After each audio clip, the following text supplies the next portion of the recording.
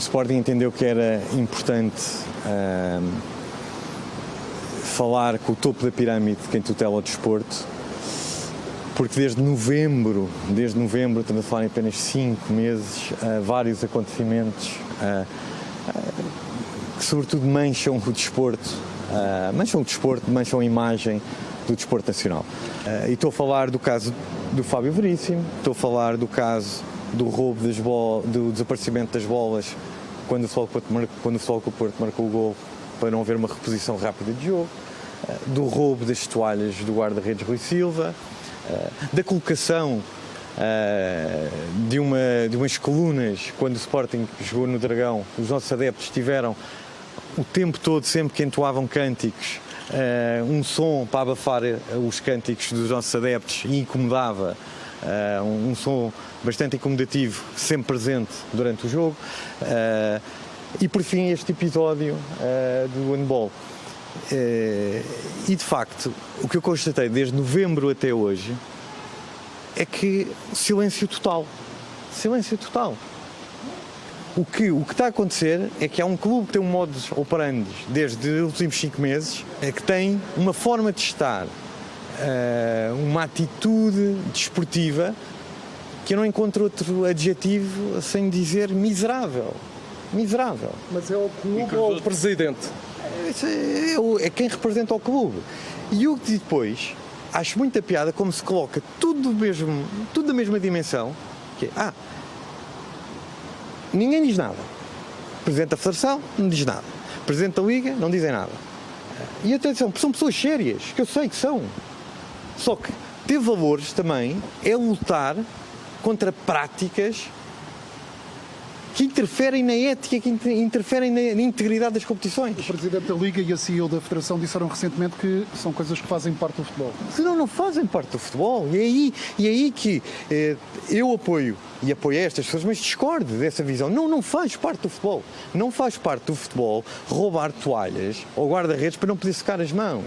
Não faz parte do futebol esconder as bolas. Não faz parte do futebol pôr uma armadilha numa televisão que não se podia mudar o canal com jogos a passarem depois. Grande parte, ou parte, não quero ser injusto, parte da comunicação social põe como se houvesse aqui uma disputa de 2 clubes e os 2 ao mesmo nível. Não! Há um clube que o Sporting reage. Eu tenho que reagir. Quem me dera a mim não ter que intervir? Quem me dera a mim não ter que falar? Eu não queria estar a falar. Eu não queria. Mas se o Presidente do Sporting não fala, fala quem? A Sra. Ministra deu uma garantia, que eu apelei à Sra. Ministra para falar com os Presidentes das Federações. Repare, uma das principais funções, eu também gostaria de me dar bem com todos. Eu gosto, adoraria. Fiz que não acontece nada e continuamos nisto. O que se passa foi demasiado grave. Foi demasiado grave. Já sabemos que foi tudo uma invenção, tudo uma mentira. O treinador de handball encenou. O Cristiano Moga também encenou. A delegada, a senhora Rosa Pontes, também foi ao balneário, teve que pedir assistência, foi assistida também pelas pessoas da ambulância, também foi assistida. Também inventou, um colega vosso, pensador do Record, que após o repto do Futebol Clube Porto foi visitar e diz que visitou os vários balneários e que onde estava atribuída a equipa do Sporting um cheiro incomodativo que provocava tosse e mal-estar. E isto estamos a falar de 6 horas. 6 horas depois do jogo. 6 horas. Eu soube do que se passou, eram 4h30 da tarde.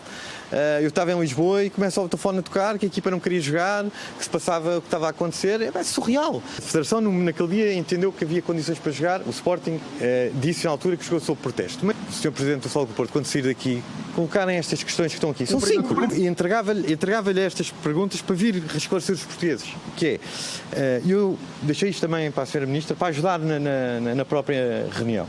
Por exemplo, eu vim aqui sobre 5 casos concretos.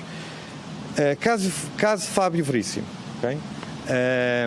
Eu pergunto, porque a resposta oficial do Futebol Clube Porto, ao Conselho de Disciplina foi que foi um lapso que aquelas imagens eram para serem enviadas para o balneário dos técnicos. E eu gostaria que vocês fizessem esta pergunta ao Presidente do Futebol Clube do Porto. Se os técnicos do Futebol Clube do Porto, ao intervalo de um jogo Porto-Braga, vêm, analisam lances de arbitragem do Fábio Veríssimo num jogo de infantis. Eu gostaria. Porque este é o comunicado do Futebol Clube do Porto. Diz que foi um lapso porque enviam imagens, que eles analisam estas imagens durante o jogo, ok? Um jogo de infantis. Tudo o que está aqui não foi o Sporting que disse. Foram declarações do Fábio Veríssimo, as declarações vossas sobre o caso do apanha-bolas. E eu pergunto também ao Sr. Presidente do Futebol Clube do Porto, para responder aos portugueses, já vamos com quase 2 meses pós o jogo no Dragão, e o que é que ele tem a dizer sobre os apanha-bolas terem escondido as bolas? Ainda não ouvi. Vocês também não ouviram. E vão ter a oportunidade de ter aqui hoje o Presidente do Futebol Clube do Porto. A terceira pergunta que eu quero colocar ao Presidente do Futebol Clube do Porto é, também, nesse mesmo jogo, há cerca de 2 meses, vai fazer 2 meses, 2 toalhas do guarda-redes Rui Silva foram roubadas pelo apanha-bolas. 2 toalhas. Eu também quero saber, vocês deviam fazer esta pergunta, o que é que se passou? Ele já sabe? Já respondeu? Não. Quarta pergunta. A corrida junto do Futebol Clube do Porto está relacionado com uma intervenção técnica pontual no Estádio do Dragão, que abrangerá vários setores e que diz respeito à instalação sonora. De acordo com o nosso jornal apurou, a Liga Portugal foi informada dessa intervenção. E eu pergunto se o Presidente do Futebol Clube do Porto pode detalhar que intervenção foi essa sobre o som que calhou no jogo Porto Sporting. Deixa-me também fazer uma pergunta em relação à arbitragem. Última pergunta para o Presidente do Futebol Clube do Porto. Falta a quinta. Eu entreguei esta folha à Sra. Ministra para ajudar na reunião. Era perguntar sobre o último caso se o treinador Ricardo Costa, se o jogador Moga, se a senhora delegada da Federação de Handball, Rosa Pontes, e se o jornalista do Record, estas 4 pessoas, inventaram toda esta situação. Ok? Pronto. E a coisa que separa mais não é o ganhar e perder, nem ser o verde e azul, é a forma de estar da vida. Isso é a forma mais diferente. No outro dia vi a declaração do treinador Farioli, que eu acho que foi a coisa mais acertada que eu ouvi do treinador do Futebol Clube do Porto, que disse que não é por falar em ética que estamos no topo da ética. E eu quero-lhe subscrever a 100% essa declaração. Porque eu acho, sem dúvida nenhuma, porque palavras todos temos. Palavras. O que conta são os atos e os gestos. No último jogo do estádio em Alvalade, quando o Sporting estava a ganhar 1-0, a equipa do Sr. Farioli teve as bolas todas para serem repostas. O grande guarda-redes Diogo Costa, quando foi preciso, tinha lá as suas toalhas. Os adeptos do Futebol Clube do Porto não levaram com colunas nenhumas por trás do seu local onde estavam a assistir ao jogo. O árbitro do jogo Sporting Porto e qualquer outro árbitro não leva com vídeos dos jogos de infantis para condicionar a arbitragem. Não leva. Há um mundo que nos separa entre mim e o atual Presidente do Futebol Clube do Porto. Mas temos uma coisa em comum.